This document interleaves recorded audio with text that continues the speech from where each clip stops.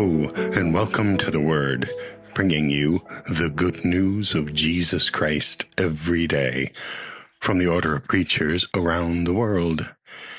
Today we celebrate the memorial of Saint John Mary Vianney. And from the United States, I am your preacher today, Father Scott Stang-Kirshner, coming to you from Chicago, Illinois, with a preaching I'm calling The Laborers. The reading is from the Gospel of Matthew.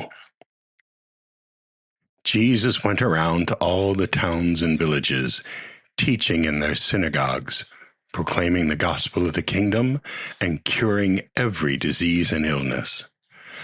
At the sight of the crowds, his heart was moved with pity for them, because they were troubled and abandoned, like sheep without a shepherd. Then he said to his disciples, "The harvest is abundant, but the laborers are few. So ask the master of the harvest to send out laborers for his harvest." Then he summoned his 12 disciples and gave them authority over unclean spirits to drive them out and to cure every disease and every illness. Thus ends the gospel.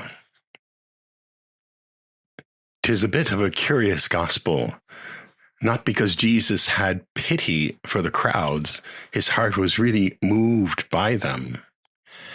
But he tells his disciples to pray for the master of the harvest to send laborers. But of course, he already has the ability to do that and does that.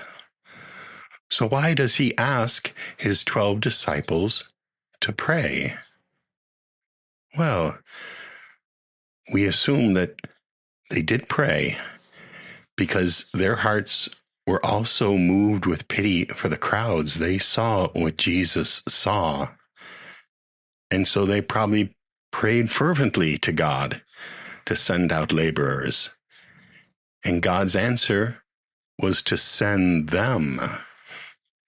The answer to their prayers was to be sent themselves for the mission that their hearts were touched about. And here's the good news.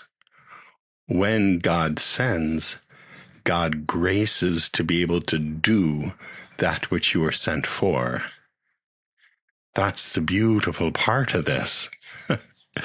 Jesus didn't just send them out, he gave them authority over unclean spirits. So, we all need to ask, what touches our hearts?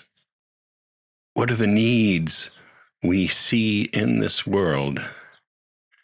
What do we pray to God for? God, please do something about this. And then maybe God will send us to do something about it, but will give us the grace to be effective in doing something about it. What will you ask for?